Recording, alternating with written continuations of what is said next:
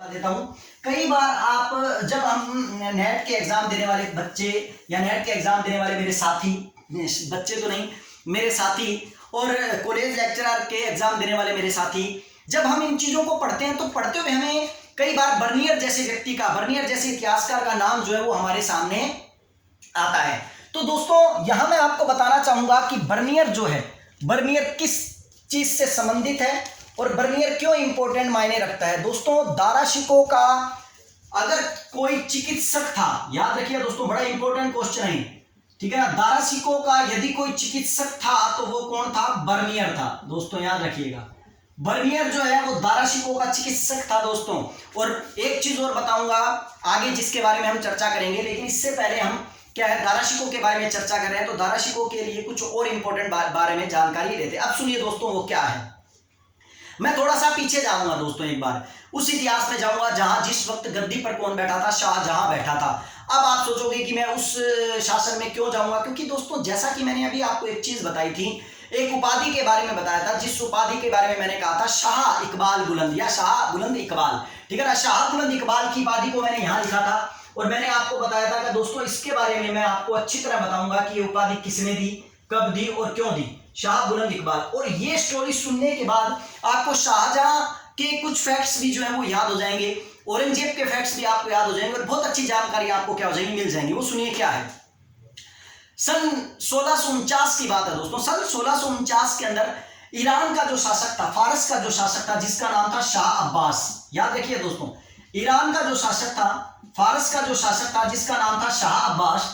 शाह अब्बास ने 1649 के अंदर कंधार पर आक्रमण किया दोस्तों, और कंधार पर आक्रमण कर मुगलों से कंधार को सदा के लिए जीत लिया। इससे पहले याद रखिएगा दोस्तों, ये कंधार वो क्षेत्र है जिस क्षेत्र का लफड़ा बाबर से शुरू होता है। बाबर भी इस कंधार पर आक्रमण कर चुका था, इस कंधार को जीत चुका था, और इसी कंधार का जो मतलब बना संपूर्ण रूप से बाबर के बाद हुमायूं ने इसी कंधार को जो था वो कामरान को क्या किया था, मतलब अधिकार में दिया था। तो यह कंधार का लफड़ा बड़ा लंबा है दोस्तों। ये कंधार जो है, इस कंधार को लेकर ईरान और भारत के मुगलों के मध्य काफी संघर्ष होता रहा है। लेकिन क्या हुआ, 1649 में जो शाह अब्बास ईरान का शासक था, उसने ऐसा आक्रमण किया और उस आक्रमण के बाद कभी भी कंधार मुगलों के हाथ में नहीं गया। वो आगे गया, कब गया इसके बारे में हम बाद में जिक्र करेंगे। तो शाह अब्बास ने 1649 के अंदर कंधार को सदा के लिए मुगलों से जीत लिया। लेकिन यहां पर आपको जानने वाली बात यह है कि 1649 में तो गद्दी किसको प्राप्त थी? 1649 में गद्दी जो थी वो किसको प्राप्त थी, ये सोच के रखिए कि यहां पर गद्दी जो है वो प्रॉपर रूप से कौन बैठा था गद्दी पर? शाहजहां गद्दी पर बैठा था। लेकिन यहां से मैं पीछे थोड़ा सा जाना चाहूंगा कि हम पीछे थोड़ा सा और मतलब बना जाएंगे और उस चीज को थोड़ा समझने की कोशिश करेंगे कि ये क्या है। 1622 की बात है दोस्तों, जिस वक्त 1622 याद रखिएगा, 1622 जिस वक्त दाराशिकों जो था कितने वर्ष का हुआ था? 7 वर्ष का हुआ था दोस्तों, याद रखिएगा क्या हुआ था? 7 वर्ष का हुआ था, ठीक है। क्योंकि दाराशिकों मैंने आपको बताया था, दाराशिकों का जन्म कब हुआ था? 1615 में, और घटना मैं कब की बता रहा हूं? 1622 की, ठीक है ना। तो मतलब 7 वर्ष का जिस समय दाराशिकों था। 1622 के अंदर जिस वक्त दाराशिकों का बाप जो था, जिसका नाम था खुर्रम, खुर्रम जो कि बाद में आगे चलकर गद्दी पर बैठा, किसके नाम से? शाहजहां के नाम से। तो मैंने आपको बोला ना मैं बहुत पीछे जाऊंगा जिससे आपको जहांगीर और शाहजहां के काल की कुछ जानकारियां मिल जाए। दोस्तों क्या हुआ कि इसी खुर्रम ने इसी कंधार को लेकर क्या किया था? विद्रोह किया था। कई बार हम पढ़ते हैं कि जहांगीर के काल के विद्रोह, जैसे कि महाबत खां का विद्रोह, हम पढ़ते हैं खुर्रम का विद्रोह। दोस्तों खुर्रम का विद्रोह जो हुआ है वो विद्रोह किसके लिए हुआ ये नहीं पढ़ा हमने, अब पढ़ेंगे हम। वो विद्रोह हुआ कंधार के लिए। दोस्तों याद रखिए, खुर्रम जो कि शाहजहां जो था उसने ये विद्रोह कंधार के लिए किया था। ये विद्रोह कंधार के लिए क्यों किया था? उसका मुख्य कारण क्या था? उसका मुख्य कारण ये था कि 1622 में मुगलों के हाथों से एक बार कंधार निकल गया था। क्या निकल गया था दोस्तों? एक बार 1622 के अंदर मुगलों के हाथों से कंधार निकल गया था, और इसी कंधार के निकल जाने के कारण ये कंधार जो था वो कौन जीतना चाहता था? जहांगीर जीतना चाहता था, ठीक है ना। जहांगीर इस कंधार को जीतना चाहता था, और इसी कंधार को जीतने के लिए वो किसे भेजना चाहता था? शाहजहां को भेजना चाहता था। और जबकि शाहजहां का बिल्कुल भी मन नहीं था इस कंधार पर आक्रमण कर कंधार को जीतने का या कंधार के लफड़े को पालने का। दोस्तों यहां पर आपको बड़ी इंपॉर्टेंट बात याद रखनी पड़ेगी कि जहांगीर जो है वो कंधार जीतना चाहता है और शाहजहां जो है वो कंधार के लिए जाना नहीं चाहता, और शायद यही रीजन था कि शाहजहां ने जहांगीर का विरोध करने का ठान लिया। और यहां पर विद्रोह या विरोध करने का एक मुख्य कारण यह भी था कि जिस वक्त शाहजहां ने, खुर्रम ने, यहां खुर्रम बोलोगे आप, शाहजहां मैं इसलिए बोल रहा हूं ताकि आपको ये चीजें समझ में आए, वरना इसका नाम जो था उस वक्त खुर्रम था। खुर्रम ने कंधार को जीतना नहीं चाहता था, जबकि जहांगीर कंधार जीतना चाहता था। और जहांगीर के संपूर्ण शासन की देखरेख जो थी वो कौन कर रही थी? नूरजहां कर रही थी। नूरजहां कर रही थी। तो नूरजहां ने एक चाल चली और नूरजहां ने जहांगीर के एक पुत्र जिसका नाम था शहरयार, जिसके साथ नूरजहां ने अपनी बेटी का विवाह करवाया था, इसी शहरयार को याद रखिएगा, इसी शहरयार के मनसब ने वर्दी कर दी। और मनसब ने वर्दी कर शहरयार को किसको जीतने को भेजा? कंधार को जीतने को भेजा। दोस्तों यहां पर याद रखिएगा, इसीलिए आप कई बार पढ़ते हो कि नूरजहां गुट जुनता, नूरजहां जुनता नामक जो गुट था उस गुट के अंदर खुर्रम भी शामिल था। लेकिन कहते हैं जिस वक्त नूरजहां ने अपनी बेटी की शादी शहरयार से कर दी, तो शहरयार से करने के बाद खुर्रम के दिमाग में आया कि शायद जहांगीर के बाद गद्दी नूरजहां जो है वो किसे सौंपेगी? शहरयार को सौंपेगी। और इसीलिए कहते हैं कि खुर्रम ने उस विद्रोह को करने के लिए क्या है, संपूर्ण परिस्थितियां उसके क्या थी? सामने थी। और यही रीजन था जिसके कारण नूरजहां ने शहरयार का कद बढ़ाने के लिए मनसब बढ़ाकर उसे कंधार जीतने को भेजा, ताकि कंधार जीत ले तो शासन के अंदर किसका कद बढ़ जाएगा? शहरयार का। और शहरयार उत्तराधिकारी के अंतर्गत दावेदार के रूप में क्या हो जाएगा? उभर कर सामने आ जाएगा। लेकिन होनी को कुछ और ही मंजूर था दोस्तों। होनी को क्या मंजूर था? होनी को यह मंजूर था कि शहरयार को कंधार की तरफ भेजा, लेकिन कहते हैं कि शहरयार कंधार को जीत पाया या नहीं पाया वो तो बाद की बात है। लेकिन यहां पर हम एक चीज को और जानेंगे कि जब खुर्रम ने इस बात को लेकर विद्रोह कर दिया तो यही विद्रोह खुर्रम का विद्रोह कहलाया। और 1623 में इस विद्रोह को दबाने के लिए नूरजहां ने, या हम ये कह सकते हैं जहांगीर ने, किसको भेजा? महाबत खां को भेजा। दोस्तों ये बड़ी इंपॉर्टेंट बात है। उस महाबत खां को भेजा जिस महाबत खां के विद्रोह का सामना भी किसे करना पड़ा था? जहांगीर को करना पड़ा था। जहांगीर अर्थात खुर्रम के विद्रोह को दबाने के लिए जहांगीर ने किसको भेजा? महाबत खां को भेजा।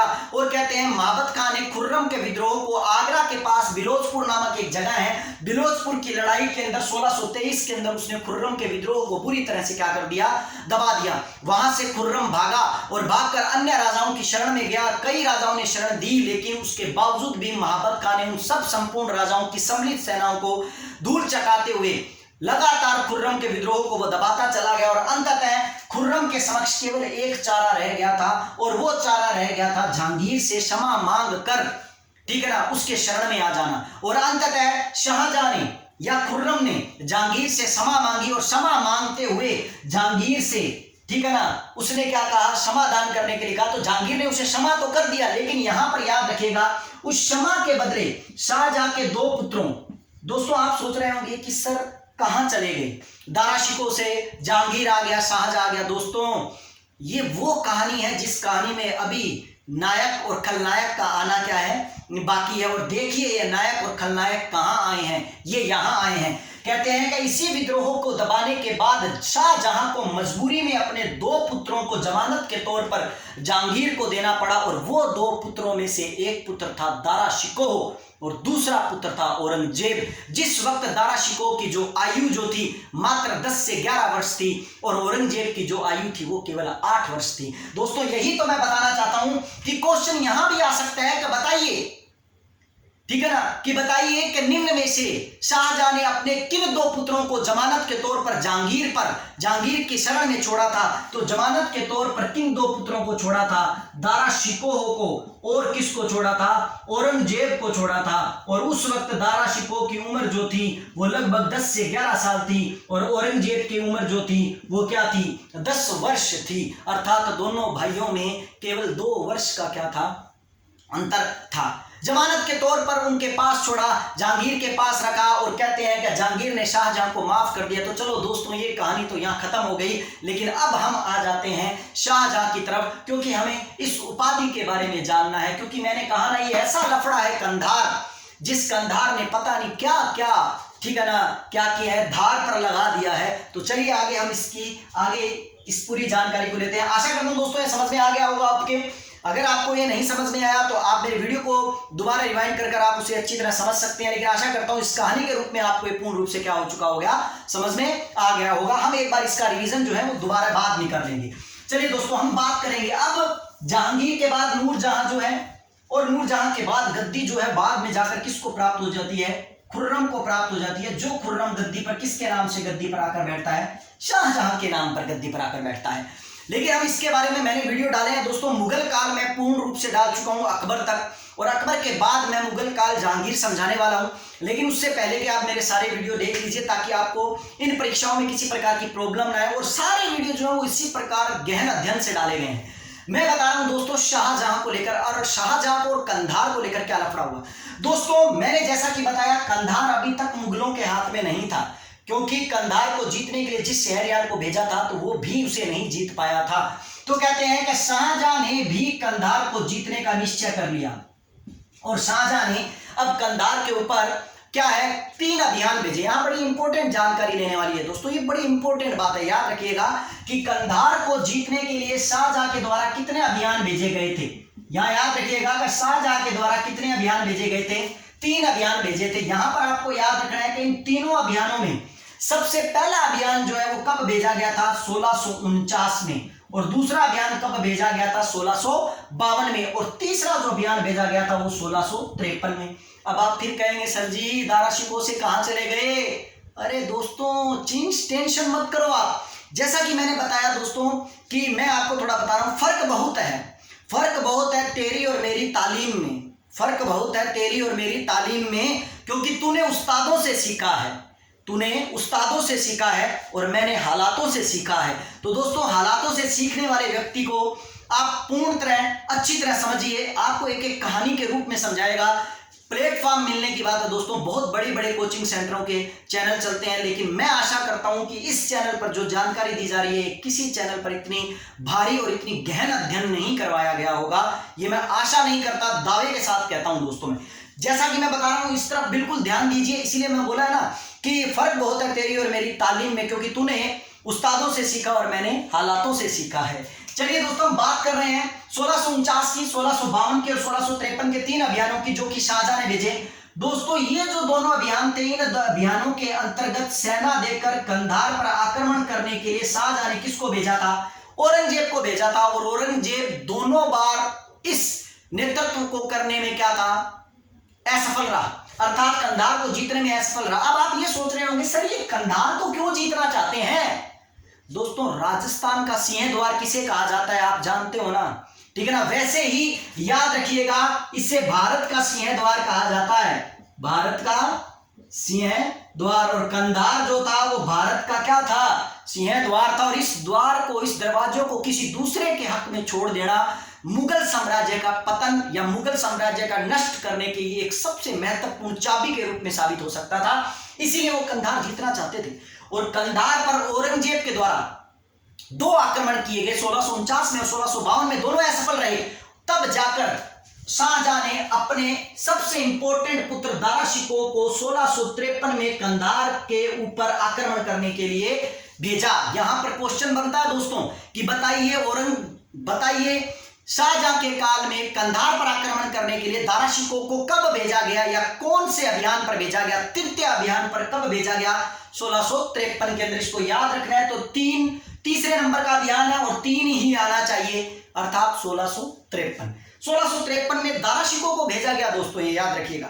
और दारा शिकोह ने इस नेतृत्व को जब अपने हाथ में लिया, तो यहां से आपको एक चीज समझ में आएगी, यहां से आपको एक चीज देखने में आएगी कि दारा शिकोह और औरंगजेब के मध्य आपसी जो थी तनाव जरूर थे, आपसी मनमुटाव जरूर था, और आपसी जो इनकी रंजिश जो है उस रंजिश को आपको देखने को मिलेगा। क्योंकि जिस वक्त दारा शिकोह को कंधार के अभियान पर भेजा जा रहा था, उस वक्त दारा शिकोह ने कुछ कहा था, और वो क्या कहा था कि इस अभियान पर जाने से पहले दारा शिकोह ने घोषणा की कि जो कोई अब तक नहीं कर सका, अर्थात वो किसके लिए बोल रहा है? औरंगजेब के लिए। जो कोई अब तक नहीं कर सका वह मैं अब करके दिखाऊंगा, और 7 दिन के भीतर कंधार को जीत लाऊंगा। जो कोई अब तक नहीं कर सका वो मैं अब करके दिखाऊंगा, और 7 दिन के अंदर कंधार को जीत लाऊंगा।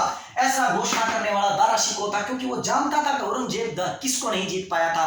कंधार को नहीं जीत पाया था। और इस तरह की बातें जो है दोस्तों, औरंगजेब जैसा कट्टर आदमी, औरंगजेब जैसा शंकालु प्रवृत्ति का आदमी, ईर्ष्यालु प्रवृत्ति का आदमी कभी भूल नहीं सकता। और शायद यही रीजन था कि इन दोनों के मध्य, हम आगे दारा शिकोह की जब मौत के बारे में चर्चा करेंगे तो स्टोरी ऑफ डिमोगोर के अंदर उसने उसकी मौत का इतना भयानक वृत्तांत दिया है, इतना भयानक वृत्तांत दिया है कि वो ये कहता है कि औरंगजेब ने दारा शिकोह का धड़ काटने के बाद सर को अपने पास मंगाकर उसको टांग से 3 बार मारा और तलवार से 3 बार उसके सर पर वार किया था। दोस्तों, इसकी पूरी कहानी इसी वीडियो में हम पढ़ने वाले हैं। जरूर बने रहिए मेरे चैनल के साथ, आपको एक से एक बड़ी इंपॉर्टेंट जानकारियां देने वाला हूं।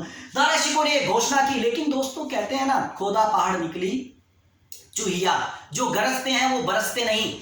दारा शिकोह ने घोषणा तो कर दी, लेकिन सबसे बड़ी बात ये थी कि इन तीनों अभियान जो थे वो मुगलों के असफल रहे थे, चाहे ये हो, चाहे ये हो, चाहे ये हो। अब बात आती है शाह बुलंद इकबाल की।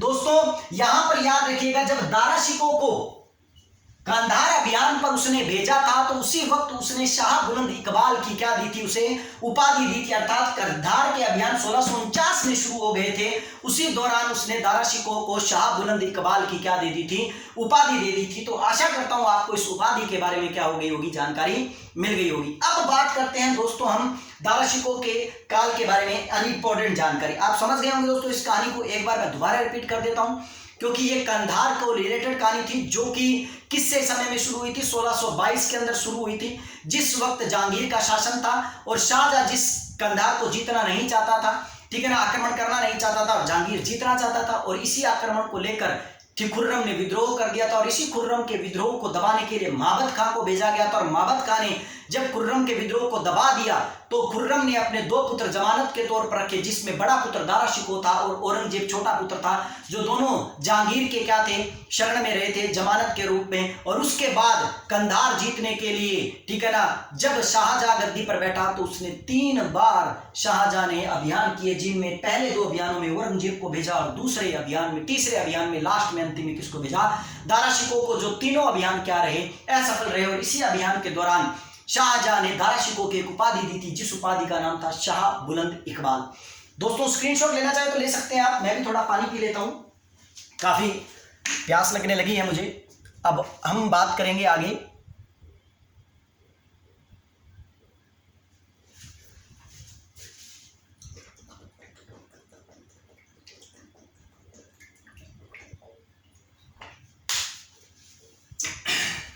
चलिए दोस्तों, अब बात कर रहे हैं हम दारा शिकोह की। तो दोस्तों, दारा शिकोह के बारे में बात करते हुए हम एक व्यक्ति का जिक्र और करना चाहेंगे, जिस व्यक्ति का नाम है मनुची। क्या है दोस्तों, मनुची। अब आप कहोगे सर ये मनुची तो बहुत बार सुना है। बिल्कुल, ये मनुची बहुत बार सुना है, क्योंकि मैं इतनी देर तक जिस किताब का जिक्र कर रहा हूं, इस किताब को लिखने वाला ही वेनिस से आने वाला, इटली से आने वाला एक व्यक्ति था, जिसका नाम था मनुची, जिसने अपनी किताब लिखी स्टोरी ऑफ डिमोगोर। स्टोरी ऑफ डिमोगोर, जिसको 17वीं शताब्दी का भारत का दर्पण कहा जाता है। कहते हैं ये दारा शिकोह का क्या था, तोपची था। तो याद रखिएगा दोस्तों, अगर क्वेश्चन ये आए कि बताइए दारा शिकोह का तोपची कौन था, तो दारा शिकोह का तोपची जो था वो कौन था, मनुची था। इस मनुची के लिए कुछ बातें और बता देता हूं दोस्तों मैं। ये वही मनुची है दोस्तों जो 1665 की पुरंदर की संधि में भी उपस्थित था, जिस संधि को उसने अपनी आंखों से देखा था। कई बार क्वेश्चन पूछा जाता है कि बताइए पुरंदर की संधि का प्रत्यक्षदर्शी कौन था, मनुची था। दोस्तों, इतनी बात बड़ी इंपॉर्टेंट बात है कि उस 1665 की पुरंदर की संधि में जब मनुची वहां था, तो कहते हैं कि महाराज शिवाजी, मराठा शिवाजी ने, ठीक है ना, मराठा शिवाजी ने उसी वक्त मनुची को अपनी सेना के अंदर सेवा देने के लिए आमंत्रित भी किया था, लेकिन इस मनुची ने उन्हें क्या कर दिया था, इनकार कर दिया था। बड़े इंपॉर्टेंट बात है दोस्तों, मनुची जो है दोस्तों, जो कि जिसने एक पुस्तक लिखी, जिस पुस्तक का नाम अभी मैंने आपको बताया है दोस्तों, जिसका नाम है स्टोरी ऑफ डिमोगोर।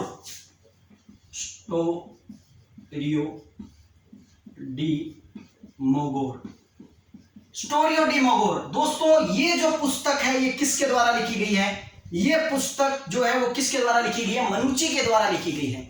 मनुची ने ये पुस्तक लिखी स्टोरी ऑफ डिमोगोर। इस स्टोरी ऑफ डिमोगोर के पेज नंबर 359, 359 नंबर पेज पर 359 नंबर पेज पर किताब के अंदर साफ साफ औरंगजेब और दारा शिकोह के, ठीक है ना, औरंगजेब के द्वारा दारा शिकोह पर किए गए जब दारा शिकोह को पकड़ लिया गया था और पकड़ने के बाद उसे किस तरह से अपमानित किया गया, किस तरह से नग्न कर कर दिल्ली के बाजार में ऊंट के ऊपर बिठाया गया, किस तरह से नजर बेग को उसके पीछे एक नंगी तलवार देकर खड़ा किया गया, ये सब वृत्तांत जो है वो किस किताब के अंदर आपको देखने को मिलता है? स्टोरियो डी मोगोर के अंदर आपको देखने को मिलता है। दोस्तों पेज नंबर 359 के ऊपर साफ मोगोर ने साफ लिखा है, ठीक है ना। इसकी मृत्यु के बारे में हम आगे चर्चा करेंगे, लेकिन इस किताब के बारे में आपको यहीं पर क्या आया है याद रखना पड़ेगा। दोस्तों ये मनुची जो है, इस मनुची ने अपने काल के अंदर 2 मुगल बादशाहों के यहां पर अपना कार्य किया था, जिसमें एक था शाहजहां और दूसरा था औरंगजेब।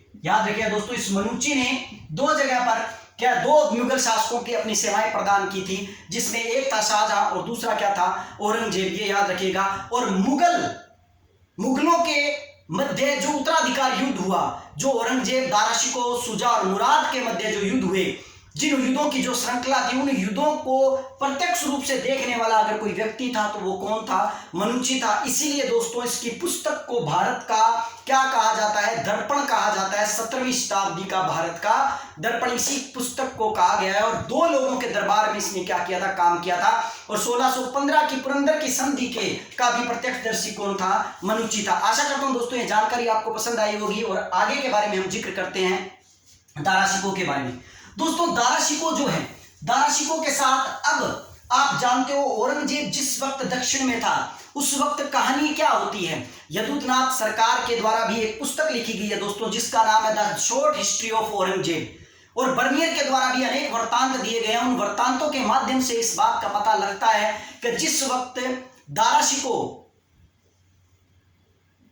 शाहजहां के साथ था, औरंगजेब दक्षिण में था, उस वक्त ये अफवाह फैल गई थी कि दारा शिकोह की मृत्यु हो चुकी है और गद्दी जो है वो किसने अपने अधिकार में ले ली है? गद्दी जो है वो किसने ले ली है? दारा शिकोह ने अपने अधिकार में ले ली है। शाहजहां की मृत्यु हो चुकी है तो गद्दी जो है वो दारा शिकोह ने अपने हाथ में ले ली और इसीलिए औरंगजेब वो है दक्कन से किधर की तरफ निकल चुका था, अब वो आगरा और दिल्ली की तरफ आने वाला था। लेकिन उसने ये नहीं कहा कि मैं विद्रोह कर रहा हूं, वो सिर्फ यही कह रहा था कि मुझे पिताजी से मिलना है।